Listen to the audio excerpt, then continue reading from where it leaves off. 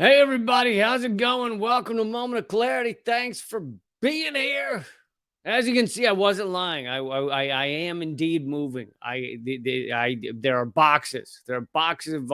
No, that's actually I've invested heavily in this new background for these live streams that are I didn't want to spend too much on the background, so it's just boxes, just empty boxes that I put in the background, um just to see how it's going. Let's see. I'm told there might be some problems with the Rumble stream, so let's see if we can figure that out. Because I would like for that to be working really. Um, yeah, it's not showing up yet for some reason.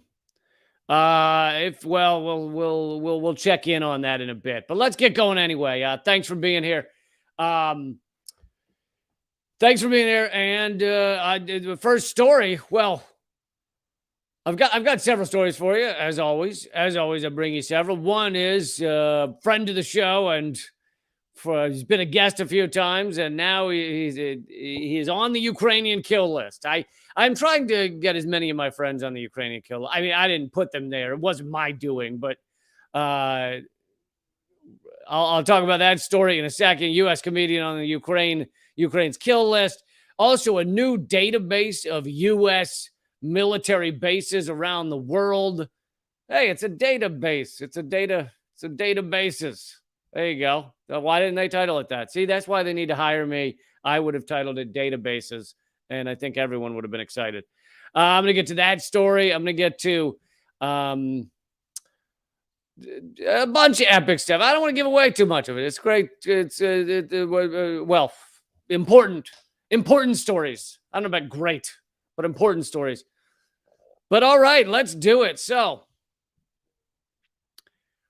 Randy Credico, you might have heard me talk about before. You might have seen me interview him before. I know him well. He's done tons for Assange. If you want a single comedian who has done more for Assange, I don't think they exist. He has a radio show, weekly radio show, called something like Assange Countdown to Freedom, where he literally spends every show talking about Assange. So that's devotion right there. But Randy Credico also was in the peak of Russiagate, when MSNBC and the rest were really at their bloodshot eyes, just worst part of Russiagate, when they were just like, Russians are everywhere, they're gonna get us. They're in your shoes. They're in your shoes. When they were at that point, they decided that Randy Credico was somehow the Russian American agent who was the go-between of WikiLeaks and Donald Trump. And so they had they had the dartboard or whatever, the bulletin board with the red line, and all the red lines came and circled, and they all went to Randy Credico.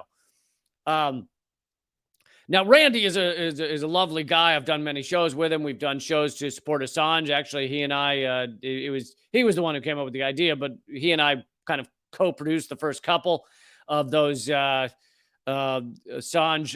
for Laughter for Assange for Freedom, whatever they were called. And he does great work. He does important work. Not a computer guy, not a computer whiz. Okay. A lot of difficulty opening emails. Just that's not really where his intelligence lies.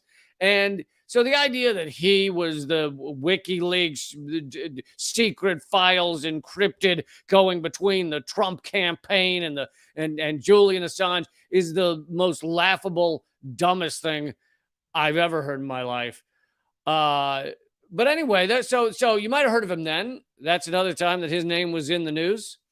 I mentioned him the other day because I was talking about the White House Correspondents' Dinner, which you guys know that's where all the shitty comedians in this country who are willing to do the standard propaganda work, they go there and they make fun of the ruling elite, but in a light kind of like, hey, it's okay kind of way. And but Randy Credico was invited by someone to go with them, and the White House Correspondents' Dinner staff, management, all that shit didn't know he was coming.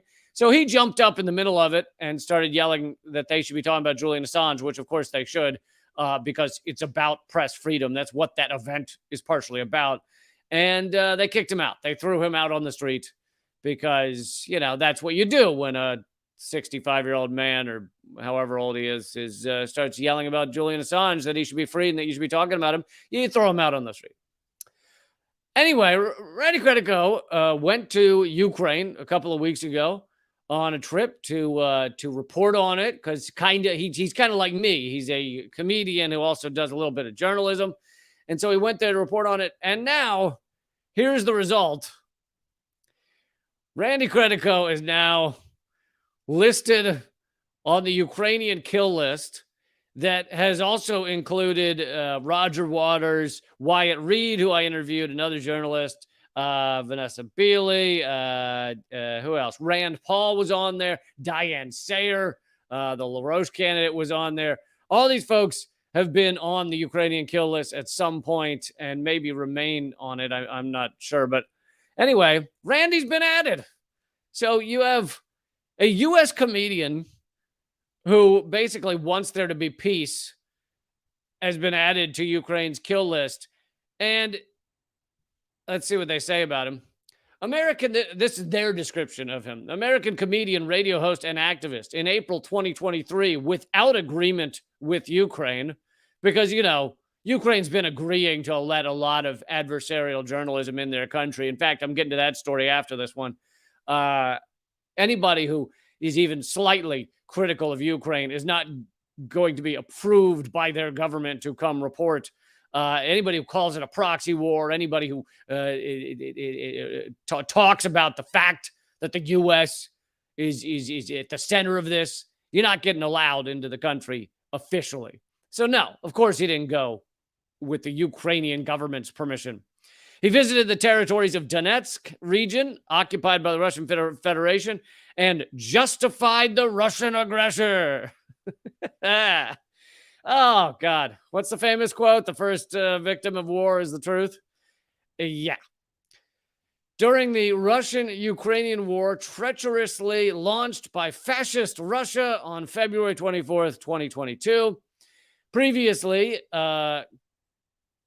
Credico had a relationship with, and I don't know what was out there, and WikiLeaks. So they're claiming he's like, he did have a friendship with, to some degree, Assange, and had him hosted Assange on his radio show, which, is that illegal? That gets you on a kill list now? Having Assange on a radio show? But see, then it goes on to tell more about him, such as his location, his phone number, his various social media accounts. And it seems very like they really want harm to be done to those that they put on this list, that they put on this kill list. It seems very, now they don't call it a kill list, right? And actually, if you Google it, there's, all these U.S. propaganda outlets saying Roger Waters claims he's on a kill list. It's not a kill list. It's a befriend this guy list. It's if you see him out on the street, which here's where he lives. So if you see him in front of his home, give him a high five list, because you all often publish addresses and details of someone's life when you want them to be taken well care of. We don't want any harm to come of them. Here's why we're telling you that they've justified the fascist Russian aggressors, but here's the address, and you should just drive over there and tell them, wag your finger like this and go, I do not like that you said that. So here's their address. Head on over. Because, so obviously they want harm to come to these people. Randy texted me and said he may be canceling some gigs and events due to this, because he doesn't know what some idiots are capable of when you throw out their address and say, hey, here's the problem. This guy's the problem, because he came over and reported on things. Wyatt Reed, the same. I interviewed Wyatt not long ago as well. He went to Ukraine to also report on it, and the first day he was there, a mortar, a shell hit his hotel, and he was not there at the time. He then was walking back, and it landed 100 feet from him in front of the hotel doors. And he doesn't know that it's because he was staying there. It is a hotel that often has journalists in that region, in the Donbass region, where many journalists go to, where many journalists stay. So it's very well they may have been trying to just bomb other journalists, but still, whatever it is. And so now that I've told you that Randy Credico, a U.S. comedian, has been added to the. By the way, fun story. I think you guys will enjoy this, so I'll just throw it in there. Randy Credico, back when he was in his younger days in the 80s, he was on Johnny Carson. He was on the Carson show, the Tonight Show, right? And he was on Johnny Carson, and he threw in there, I think without getting approval, a line about how I don't remember her name, but how the Secretary of State at the time, Reagan's Secretary of State, was equivalent to Eva Braun, Hitler's wife. And Carson was, of course, horrified. Oh,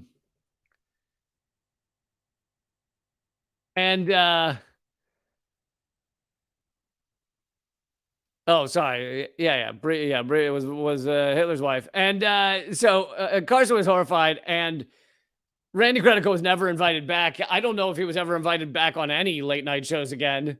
And the claim to fame was he's the only one to do the Carson show. Back then, if you were on Johnny Carson, you could, in one gig, 5-minute space, you could book 100 or 1,000 gigs because people knew your name. You were just instantly huge if it went well. And he's the only one to do the Carson show and lose gigs. Now, of course, he lost gigs because of what he was saying, because of the truth he was revealing, which people found very upsetting. And so I can relate to that. I can relate to losing gigs, losing work because you stand up against the predominant talking points of the day, the U.S. propaganda of the day. But okay, related story. This is about Ukraine's press freedom, which this is from Fairness and Accuracy and Reporting, great outlet. But Ukraine's press freedom index has actually gone up. The score has increased despite there being martial law and banned media. So basically, despite press freedom in Ukraine getting worse and worse and worse, according to Reporters Without Borders, which usually does fairly good work, according to Reporters Without Borders, Ukraine has gotten more free since the war began in Ukraine. France-based press watchdog Reporters Without Borders recently released its scores and rankings for international press freedom. In 2022, RSF gave Ukraine a score of 55.76 out of 100, placing it 106 out of 180 countries surveyed. So pretty fucking low on the list. All right. Ukraine not doing well in 2022, according to press freedom. Not really someone you go to and look for press freedom. In the most recent report issued after over a year of war, Ukraine shot to 79th. Man, what a jump. What a positive jump in Ukraine's listing of press freedom. 79th out of 180 with a new score of 69.19. This despite wartime measures that banned opposition political parties, consolidated media under state control, and saw journalist speech chilled by unprecedented intimidation. Wartime measures in any country often result in a loss of press freedom. To say that such restrictions are typical, however, does not mean that they are therefore not really happening. So basically, this is Fairness and Accuracy in Reporting criticizing Reporters Without Borders for acting like press freedom hasn't gotten worse in the middle of this war, when of course it has. Ukraine, they're arresting journalists. They're killing journalists. They're bombing hotels with journalists in it. They banned other political parties from being involved. It's like every bit of freedom in Ukraine has been lost as part of this. Whether you support the U.S. proxy war efforts, sending $100 billion over there, or you support Russia's efforts, either one, it still doesn't change the fact that the press has gotten less free in Ukraine. By ordinary standards, the position of the press in Ukraine has not improved in the past year, but dramatically worsened. Zelensky used the Russian invasion and the war as a pretext to eliminate most of the political opposition and potential rivals for power and to consolidate his largely undemocratic rule. Yeah, see, this type of thing is almost cannot be talked about at all in your mainstream media because they don't want to admit that the U.S. is supporting, arming, funding a country where freedom is actually being taken away. It's being knocked away day after day. And I didn't mean for that to rhyme that much, but it's being knocked away day after day, I might say. And then we'll go and we'll take a romp in the hay or in the Hague. Actually, that's where some of these folks might be headed, is the Hague. So they're pointing at other people and saying this journalist is bad or evil or whatever, and therefore they're using it as a justification to add them to kill lists. They're apparently bombing journalist hotels. This continues a trend since the war in 20. Oh, I already did. Oh, no, I have not done this. In 2021, Zelensky had banned the most popular news website in the country, then banned, so this is before the invasion started, then banned media outlets affiliated with one of the most popular parties in the country. In a case that elicited international condemnation, Vasyl Muravitsky was forced to flee to Finland after being accused of treason and allegedly disseminating anti-Ukrainian materials. His prosecution began before the war, but has continued in absentia during the invasion. The trial is happening against a backdrop of wider political repression. Among other wartime measures, Zelensky suspended, then banned 11 opposition parties. Because, you wouldn't want when you're fighting to defend your system and your democracy, you wouldn't want democracy. Because that we do not want, when you're fighting to defend democracy, you don't want to have because democracy gets in the way of fighting to defend democracy. It's really, really proven ourselves.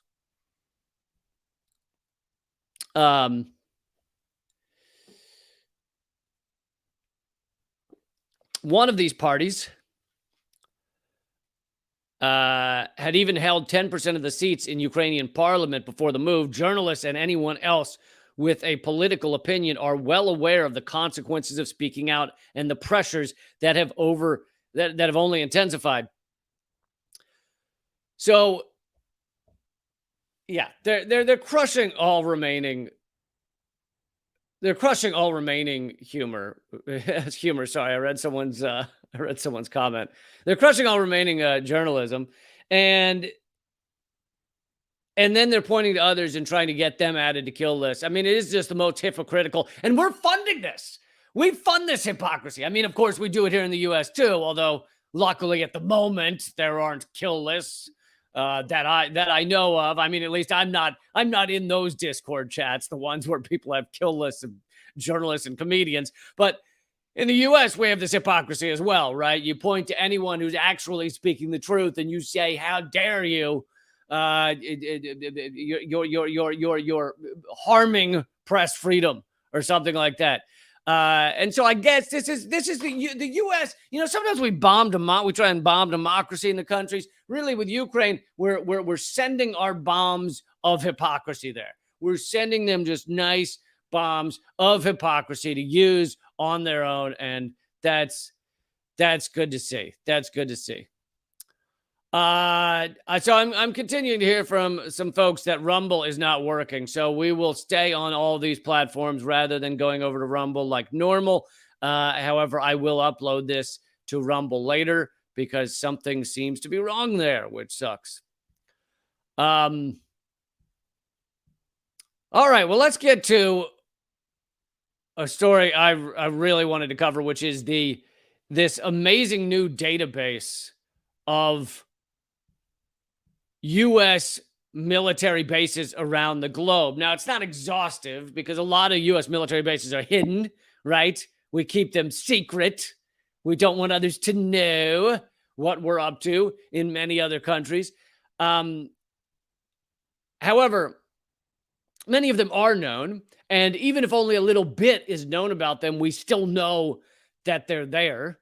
So worldbeyondwar.org, which is the site of David Swanson, who I also have interviewed several times, has put out this great new resource where you can look up and find info and find location and see on a map as many U.S. military bases around the world as they've been able to document. The U.S. military empire, a visual database. I mean, it's just without even getting into the details, just look at the fucking number of dots. How do you have that many? How do you need that many military bases around the world? How do you need to cover the fucking globe in a smallpox? That's what it looks like. I mean, it's fucking repulsive. And the U.S. runs around and says, "Oh, this is for peace. This is to help. This is to help with the world, to make the world better." No, military bases have never done that. They don't make anything better. They just cause fucking hell on earth. Imagine if the U.S. had the equivalent of like environmental stations, like this was stations monitoring the environment, and the world was covered in these dots of everywhere. The U.S. had spent trillions of dollars putting environmental, environmental monitoring stations. It's like, imagine how positive a map like this could be if it showed anything other than goddamn military bases. I mean, maybe not anything other, I guess, if these were all the dots where someone said where there were gonorrhea outbreaks, then I guess that would be, chlamydia outbreaks. That might not be positive, but a lot of them would be positive. The United States of America, unlike any other nation, maintains a massive network of foreign military bases around the world. How was this created and how is it continued? Some of these physical installations are on land occupied as spoils of war. Most are maintained through collaborations with governments. Yeah, collaborations, the way the mafia has collaborations with guys who's had one knee broken by the mafia, but the other one's still working all right, and now they collaborate with the mafia. Many of the collaborative governments are brutal and oppressive governments benefiting from the base's presence. Well, so that's the other option. Some have been beaten down to till they accept whatever the U.S. wants to happen there, and others are brutal, oppressive governments that the U.S. considers a pal. It's your pal that's there in a pinch, like if you need to bury a body, like if you need to roll someone up in a carpet and get rid of it. These are the pals that are there. In many cases, human beings were displaced to make room for these military installations. I find it odd that our military and really other militaries don't care about the immensely about the people that they kick off the land when they put in a military base. You'd think if there was one thing our military was really concerned about, it is that someone who's lived in an area for their entire lives doesn't get kicked out for our base. You'd think they'd care about the indigenous of the area. You'd think when they go in there, they'd learn the customs, they'd learn the language. It's traditional when you move into an area to bring everyone a pastry, a local honey centered pastry. And so they do that, they bring pastries to everyone. Hey, just came to the new neighborhood. Where the new military base, the explosions you might have heard. Yeah, Pleasure to be here in the neighborhood. We heard there's good schools here. That's why we moved here. Here, the schools are excellent. So yeah, we brought in this military base. Yeah. By the way, we have the best slip and slide out back. If you guys or your kids ever want to come over for slip and slide here on the military base, we just put one in. It is top notch. You don't get better than our U.S. funded slip and slide. It actually cost $100 billion. $100 billion, but we have the money. We don't care. Nobody ever asks. We can literally write down slip and slide on the receipts. $100 billion. Never once has anyone said anything. It's amazing. We have 6 of them. We actually don't know what to do with them all. We just stack them on top of each other. Makes the slip and slide a little softer. That's what we do with them. So yeah, because nobody ever asks. $100 billion slip and slides. Not a problem. It's pretty cool. It's a cool gig. Anyway, glad to be in the neighborhood. Good to see you. In many cases, human beings were displaced to make room, often depriving people of farmland, adding huge amounts of pollution to local water systems and the air, and existing as an unwelcome presence. Now, you can also zoom in, if any of you ever want to use this, worldbeyondwar.org/no-bases. But you can actually zoom in and see the satellite image of these. I mean, how fucking rad is that? You actually see the satellite image, zoom in on these places. I can't explain why they made the countries and the land masses blue. I think this is the only map I've seen in the world that makes the land masses blue so that when you're zooming in and out, you think you're in the ocean. But anyway. Oh, good. We have a military base on the Galapagos. I was not familiar with that. Wonder how many fucking turtles they killed to do that. How many of those last remaining 200-year-old turtles did you take out to put in your goddamn military bases, huh? Tell me that. Let's see if we can zoom in on a turtle. Let's see if we'll find one. North Seymour Island. I'm sure, look, folks, don't get up in arms. I'm sure we're taking care of the environment in the Galapagos as we fill it with military-grade toxins. I'm sure number one priority when we landed there was probably the fucking flowers. I think that was probably number one priority. But so, just to reiterate, this is an amazing tool. And although it doesn't have all of the 900, because I think that would be pretty impossible, and it doesn't have any in the United States because we have God knows how many in the United States, but it does have a lot of them. And it also shows you how the countries that we consider enemies like Iran, Russia, China, they're on the inside, but they are surrounded. We have surrounded them with military bases. I mean, this is what it looks like when a country thinks it owns the world. Like, it owns the fucking world. And we really think we do. We behave as if we own the fucking world. We have bases everywhere claiming our territory. We act like we act like a horny dog. This is our version of pissing on everything to mark our spot. Unfortunately, we piss in military bases. That's how the U.S. pisses around the world to mark our territory. There's literally no other country that does this, that behaves this way. Even ones that spend a fair amount on military, and although we spend as much as the next 10 combined, there are some that still spend hundreds of billions. China, Russia, there's a few. But I don't even know if it's in the hundreds of billions, but whatever, billions. We spend the same as the 10 behind. We also spend the same amount as 144 countries combined, the bottom 144 countries combined. That's almost all the countries. There aren't even that many. We spend that much, but other countries don't do this. Other countries don't have bases around the world. Not at all. Russia has something like 18, and they're all in former Soviet bloc, almost all in former Soviet bloc countries. China has one base outside China. And it's pure insanity. It shows the level of insanity of our goddamn military and our ruling elite. And even at the top of our government, I don't even think they know where these bases are. Do you really think they do? Do you think?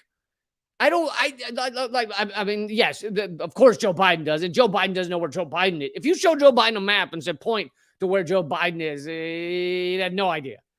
Absolutely no idea. But I mean, even outside of that, if you were to talk to the other ruling elite, the ones that actually making these decisions for Joe Biden, the ones that walk in there with the coloring book and say, hey, can you sign here and so we can kill some children?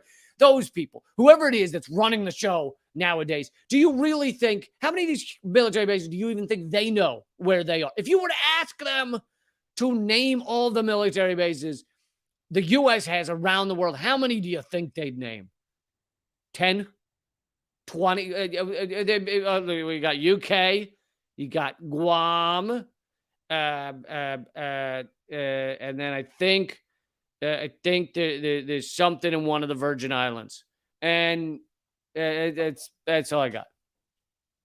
I'm guessing they named 10, maybe 20 on like a good memory day after they've had one of those memory enhancing foods like almonds and dragon fruit or whatever the fuck it is people eat to have good memory, where you take a bite and you're like, I remember losing my finger virginity in high school. And let's not forget that the latest failed audit by the Pentagon, which they've had 5 already, right? 5 failed audits, and they've never been successfully audited, never once. They've had 5 failed audits. They just had their 5th. If you had 5 failed audits, you would owe thousands of dollars to the IRS, but you might even be in prison. I don't know what they do with you. It wouldn't be good.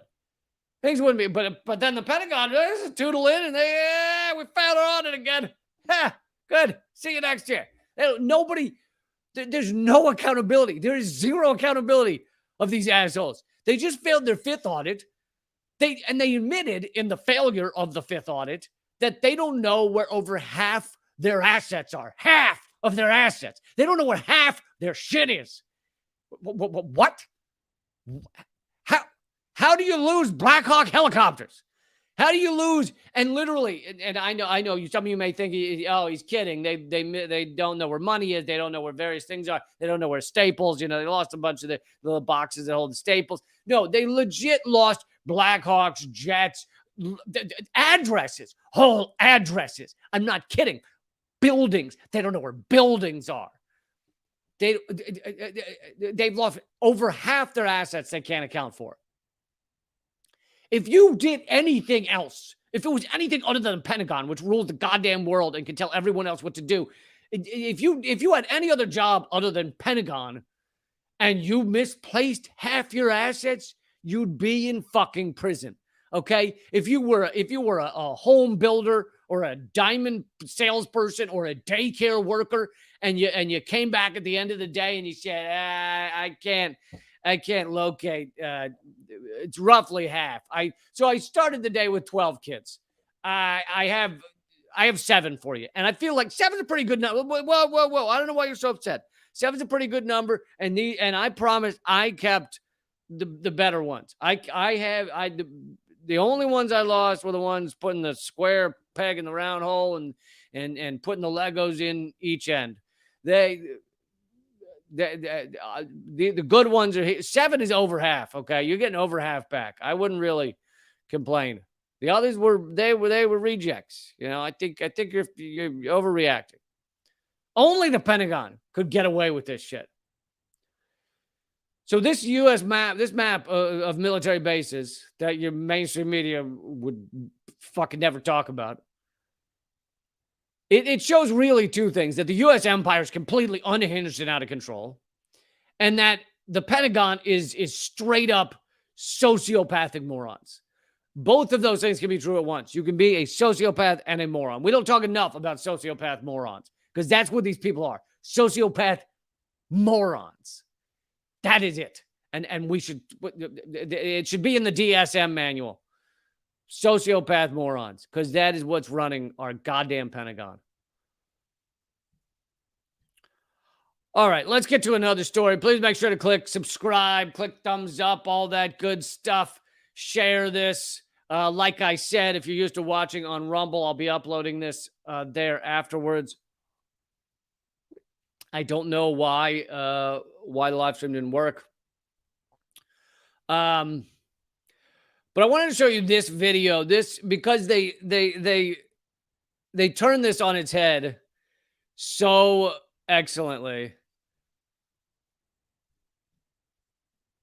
This guy tweeted out, Russian missiles are killing innocent people in Ukraine. Now that we have your attention, and of course, he's talking to all the liberals out there that are, and I suppose it's not just liberals nowadays that have believed all the garbage from our mainstream media and think that, you know, only people in Ukraine are getting hurt ever around the world. He says, now that we have your attention, we would like to inform you that Israel is firing those missiles targeting Palestinian people. And they show video of this massive explosion. And this is what they have to do to get the attention of people, mainstream media, etc., is claim this is bombing in Ukraine, and then everyone is willing to pay attention. But if you tell them this is bombing in Palestine by Israel, then it's not discussed. And imagine this being your day-to-day life. Buildings just exploding, obviously killing people. Even if there was no one in that building, people can get killed by the shrapnel and the pieces and everything else. But it's an important video because it grabs people's attention while they're thinking, oh, it's they're talking about Ukraine. Oh, well, then this video matters. But you're not talking about Ukraine. Oh, never mind. Doesn't matter at all. Never mind. All right, I wanted to show you that real quick, but I want to get to this story, which although it's in The Guardian, it for the most part is completely ignored by the mainstream media. It involves the history of the Move bombing, which I'm wondering how many of you even know what that is. Some of you may know if you watch my stuff or if you've read things like Howard Zinn, etc. But it's largely covered up and largely ignored, even though it happened in 1985. It's not that long ago, the Move bombing. But I'll give you that history in a second in case you don't know about it in Philadelphia. But this article centers on Mike Africa Jr. The last time Mike Africa Jr. stepped across the threshold of 6221 Osage, is it? Osage Avenue in Philadelphia was almost 4 decades ago. At 5:27, so here's the history part. Now they're talking about him returning to the site is modern day, and I'll get back to that. But at 5:27 p.m. on May 13th, 1985, a state helicopter, a Pennsylvania state helicopter, I have not shared the visual yet, a Pennsylvania state helicopter commissioned by Philadelphia police flew low over the property. This is in central Philadelphia, and dropped a bomb made of C4 plastic explosives directly on it. This is in 1986 in Philadelphia. The device ignited a fire that turned into an inferno that was then notoriously allowed to burn by Philadelphia authorities intent on driving the black radical organization out of the city. 11 people trapped inside the Move house at 6221 Osage Avenue died in the conflagration. Among them, which is, that's when you're trying to say fire, but you want to sound smarter. Among them were 5 children. Mike Africa's friends, Tommaso, maybe, age 9, Netta and little Phil, both 12, Delisha, 13, and Tree, 14. So those are 5 of the children that were killed in this bombing by Philadelphia police. In 2020, and actually some of the history that they're a little bit skipping over is so a bunch of other people died, 5 children, I think maybe 11 others. I think we'll find out later. But or did I already say it? No. But the police had already arrested several of these people. Basically, they were well, we'll get to that. They were a black radical organization. I mean, I think they considered themselves radical. Sometimes radical is used as a propaganda term, where you say like, "Oh, that's radical ideology," but other people take and hold radical as something they're proud of. I'm not sure whether this is a propaganda situation or not, but it was a Black Liberation Organization. MOVE was MOVE, and the cops had arrested several of them and put them in prison. And when they got out, the cops still weren't done. The cops were angry that they basically got out of prison and continued their work, continued to have an area there where people could live and a community there. And anyway, let me go on because I'm gonna repeat myself if I keep getting into it. So in 2020, Mike Africa Jr. persuaded the city council to create an annual day of observation, reflection, and recommitment marking the anniversary. He's purchased the row house that was rebuilt out of the ashes with the intention in time of converting it to a memorial for those who have died. So here's the list of people who died, all the victims. So I guess it was 11, including the children, including the 5 children. John Africa founded MOVE in 1972 and was the revered head of the organization. The group, which regarded itself as a family in which each member took the name Africa, was committed partly to Black equality and racial justice and partly to early notions of environmental protection and animal rights. So you can imagine how much the police hated these people. They're Black liberation. They're almost entirely a Black group.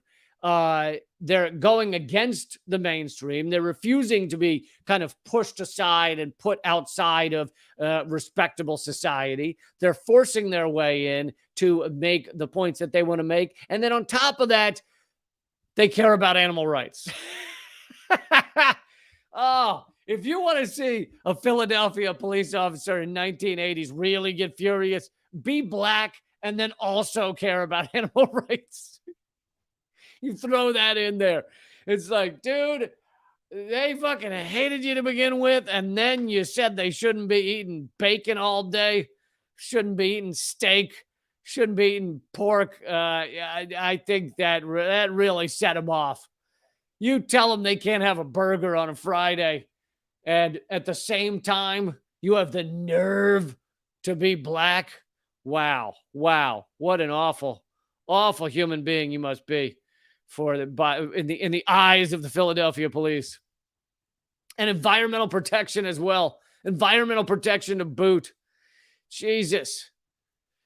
MOVE's unconventional and noisy way of living, and by that they mean members would stand on the roof shouting lengthy political screeds through a bullhorn, attracted the hostility of I thought we used to have freedom of speech. Is that what it was called in this country? I can't remember. Sounded something like that. But apparently, if you do it in a bullhorn, then it's not free anymore.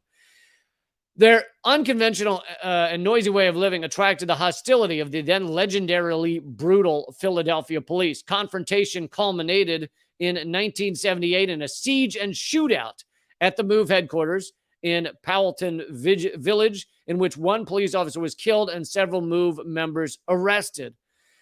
Both Mike Africa's parents were rounded up and imprisoned for decades. Mike Africa himself was born in a cell just days after the siege and would have to wait until he was in his 40s to be reunited with his parents outside of prison. So the cops do everything they can to wreck these people's lives and ultimately end up in a shootout. Who knows? I mean, someone I'm sure does, but you're not going to get it from this history or from the official history, how that shootout began. or these people very well might have been defending themselves. But anyway, the cops are furious. They lock up Mike Africa's parents for decades. He was born in prison, and then I guess it's kind of lucky if he and his parents, if his parents hadn't been the ones arrested before. So in 1978, 7 years prior, they might have been there. They might have been there when the fire killed so many. Both Mike Africa's parents. Oh, I did that. The fire that ravaged Osage Avenue and the adjoining Pine Street. Oh, so now I will show you the image again in case you missed it. This is the aftermath. I mean, unbelievable devastation. Just dozens of houses either destroyed or damaged. And of course, at least 11 dead.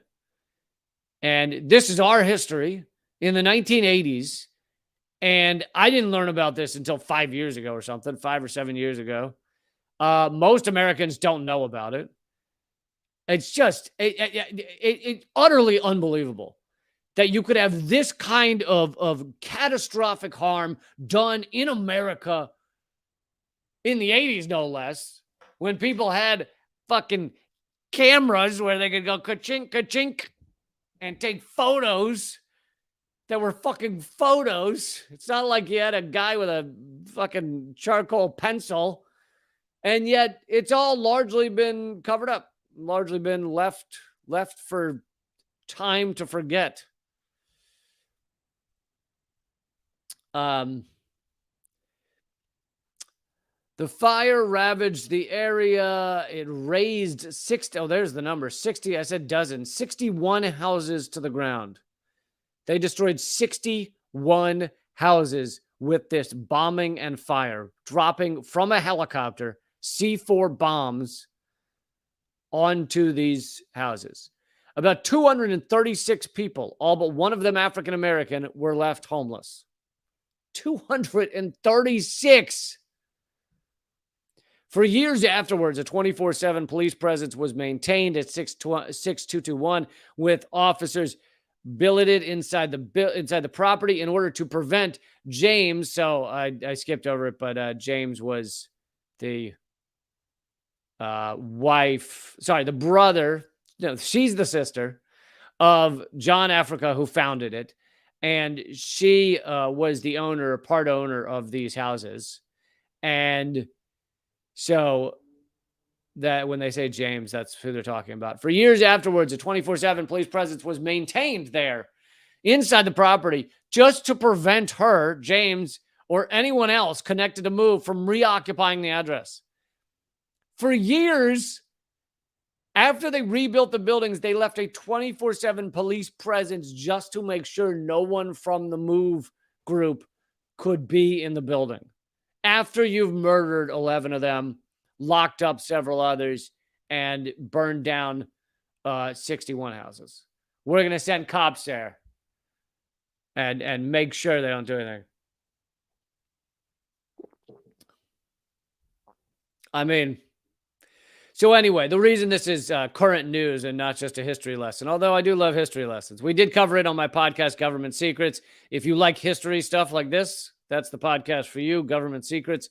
But the reason this is modern news is that Mike Africa Jr. has through a loan and donations, has a massive loan, has bought the property and plans to turn it into a museum or something of the sort. So very interesting, and certainly not something you're getting on your mainstream media. Certainly not.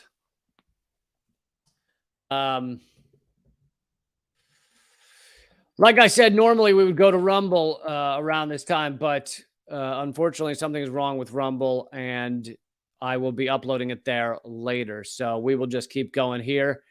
On to our next story, which I don't think this will shock you. By the way, if you're here, please hit thumbs up. It really does help with everything. I am one of the most censored comedians in America. So it really does help if you could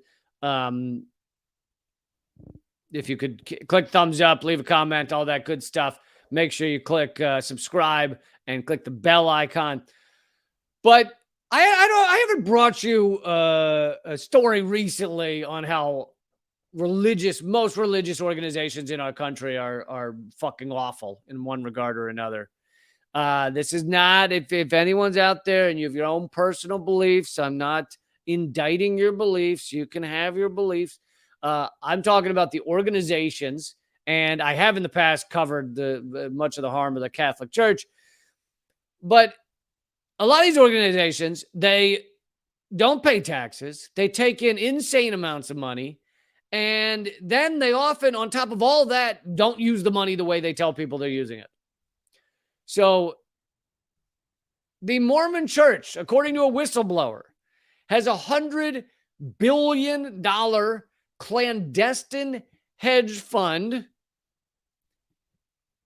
$100 billion clandestine hedge fund that they have funded, that they have gotten by asking for donations from their members, claiming it will go to help people.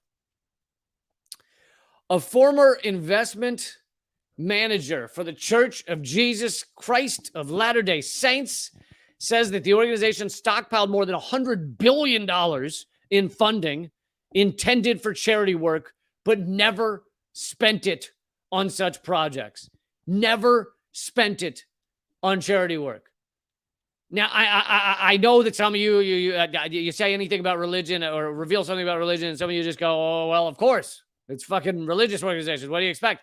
But a lot of people don't know that. A lot of people think that these organizations are legit. And I'm not saying nothing they've ever done is legit. I'm sure some is, but this is some bullshit right here.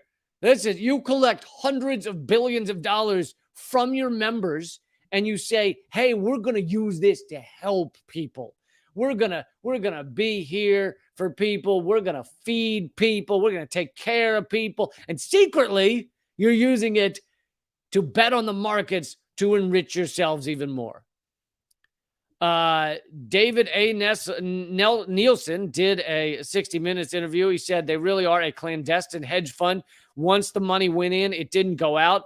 Nielsen, who submitted a complaint to the IRS in 2019, previously managed the church's investment arm for 9 years. A report on the complaint to the top U.S. tax authority was published by the Washington Post in 2019 after Nielsen's brother provided a copy. And these organizations, like I said, they don't pay taxes, which is, explain that to me. Explain why they shouldn't pay taxes if others should. Now, there's an argument to be, you can sit here and make an argument about why no one should pay taxes, but why should a religious organization take in all this money and not pay back to the country that provides them the same resources that it does for all of us? Do they not drive on the roads? Do their kids not go to the schools? I mean, most of them do. Do they not have the fire department? Do they not have the clean air when we can get it? I mean, we don't, but do they not live in this society? So why the fuck shouldn't they pay taxes as well? And so they collect these insane amounts of money and then don't even use it to help people. And you don't get it. I mean, how long is great job, IRS. You sit around, you don't notice that. How tough could it be to figure this out? How tough could it be to figure out that they're taking in $100 billion and not using it for what they say? I feel like that should be.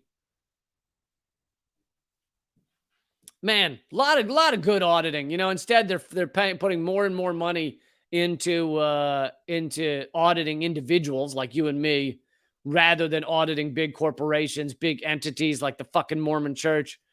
So instead, they're spending their time going after individuals for paying someone $100 on their, PayPal.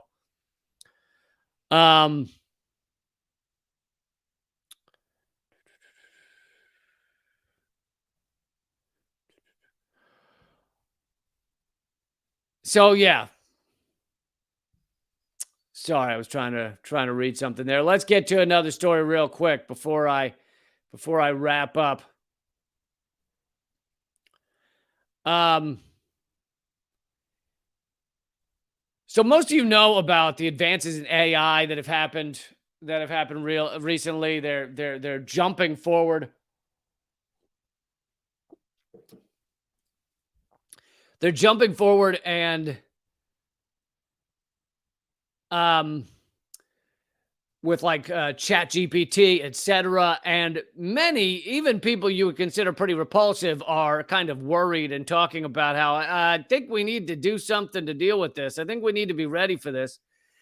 And because, well, let me give you the article and then I'll go over that. uh this is the former Google CEO Eric Schmidt on the next phase of AI. We need to have this conversation now. Now, this guy's a piece of shit. I mean, you should know that. Anybody who's the Google CEO is a piece of shit. But he also knows what he's talking about in terms of AI. And instead of us actually like by have this conversation, he means like we need to figure out what's going on here. Are we just going to let AI lap humans in this world, or are we going to actually prepare for it correctly?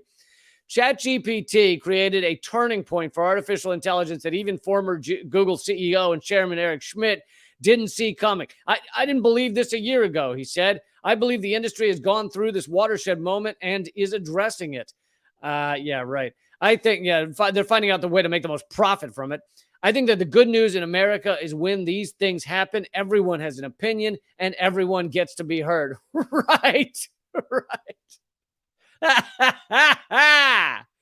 Everyone has an opinion and everyone gets to be heard. Uh-huh. Uh-huh.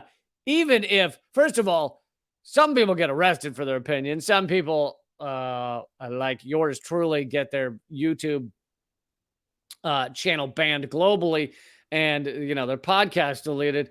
But besides just that, even if that weren't true, everybody gets to have a voice. Yeah, well, the CEO of Google has a much bigger voice, doesn't he? So everybody doesn't have a voice. And the more money you have, the more voice you have. And in fact, the Supreme Court, because they're a gaggle of troglodyte, bought off puppets, they decided that money is speech, which in many ways it was beforehand anyway, but they decided that. And so, yeah, money apparently is speech. So the more money you have, the more speech you have. So how much speech do you think the Google CEO has? This idea that, oh, everyone has their right to speak up. Yeah, well, the poorest of us are standing on a sidewalk. How many people do they get to speak to? Whereas the richest of us can print articles in Yahoo Finance and get their points out there. So, yeah, that whole idea of well, everybody can be heard. No, they can't. He says it's a very large change because the arrival of intelligence means the systems will become much more powerful. And so the companies that adopt AI soon will get an economic advantage. It will take a while, though, before we really see the implications of this. This stuff is only 6 months old. So we have enormous hype and great excitement. If you look at the history of technology, it's a decade before you really see the transformative nature of it. And so what he's saying is that within a decade, and I think he's absolutely right in this regard, within a decade,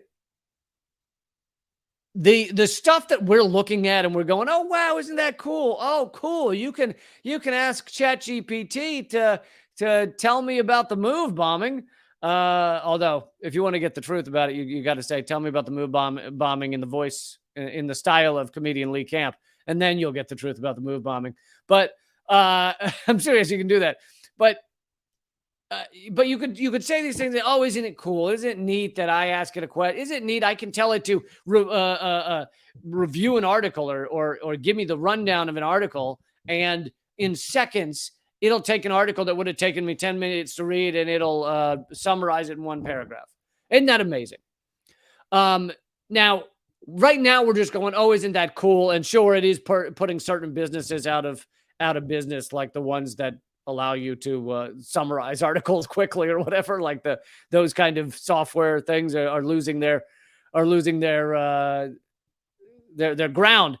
But in the next years, that ability to take the entire internet and have an answer and do what ChatGPT is just kind of a tiny is doing in just a tiny way will revolutionize everything across our society. And most of us don't realize it. And much like when they brought in the automobile and the people with the building the wagons go like, people are not going to want to be on the automobile. It's too scary. It's too fast. Okay. We wagon builders will be doing fine. Trust me. Nobody's moving to those scary old things. With all technology, that always happens. And right now, a lot of people are doing it with saying that most of our jobs are still going to be around. They're fucking not. They're going away. They're all going away. And as I often say, and most people won't tell you this, that should be a good thing. If we lived in an advanced, rational society, then you get rid of work, you give the benefit to the people, and then everybody has more time to actually live a life they want, a life of passion, a life of rewards for doing things they want to be doing, as opposed to the life of wage slavery, the life in a job they hate, as opposed to that life. They could be living a much better life, but we are such slaves to it that many people, they live in that Stockholm syndrome and they go, oh no, my job as an accountant, oh, what do you mean it's going to go away? But if we responded appropriately, this could be a wonderful thing, but we won't, because capitalism, because of the market economy. The richest will use this for their benefit. The poorest will have no benefit just about from this. And if you think about the list of jobs that will disappear probably in the next 10 years, all kinds of journalists, even unless it's very creative, very poetic type of journalism, most of what we read online, etc., is it's just taking an event and summarizing it, and that will all be gone. It can be done by bots already. Many articles that you now read are written by bots, and you just don't know it yet.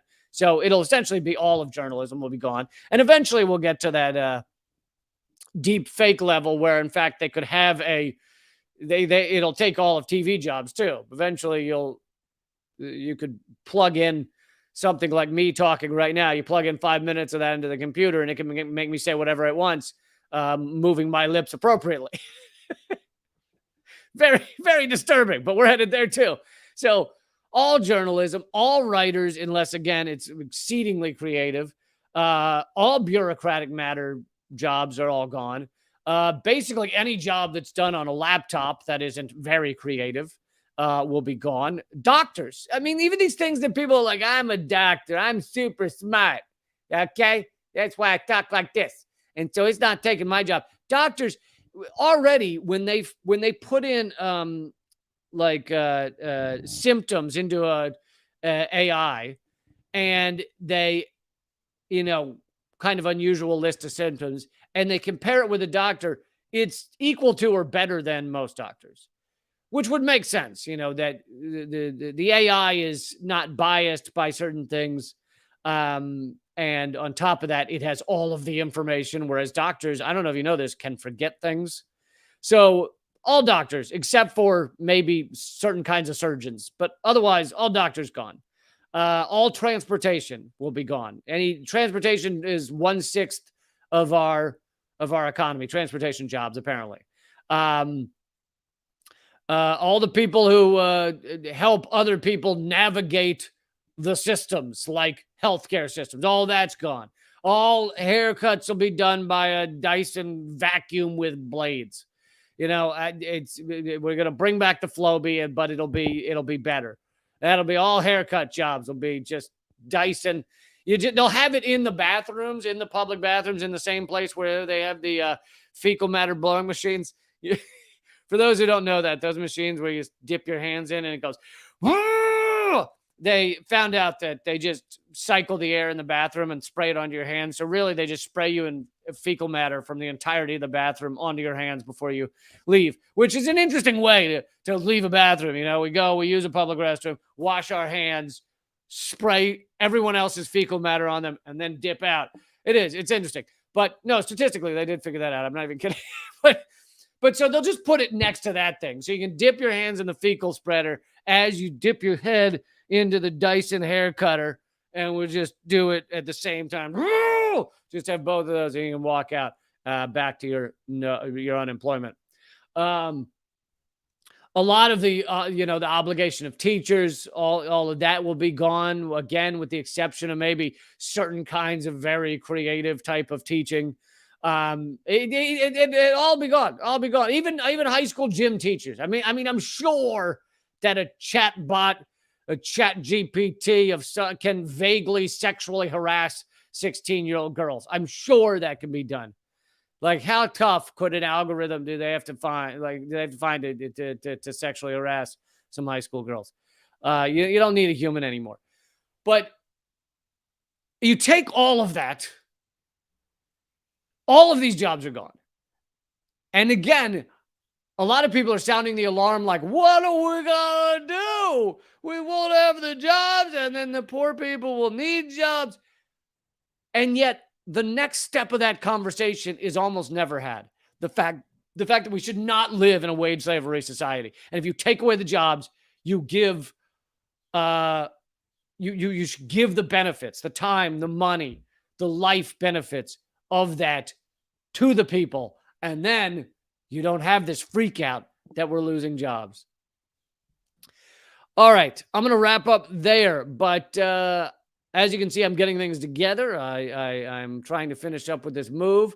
And I will be continuing my live streams at 3 p.m. Eastern every Monday, Wednesday, Friday, and Saturday. I hope you'll join me. I hope you'll become a member at leecamp.net. That's where you get all of my content, including, you'll get it for free, Dangerous Ideas. My new ebook, Dangerous Ideas, has just come out. You can only get it by becoming a member at leecamp.net. So I hope you will do that. leecamp.net. Join up over there. It only takes a couple of minutes to do. And if you can join up for free. You won't get the ebook, but you'll get a lot of stuff. Or you can join up and get for $6 and get the ebook. And I hope you do that. And I will see you soon. Keep fighting.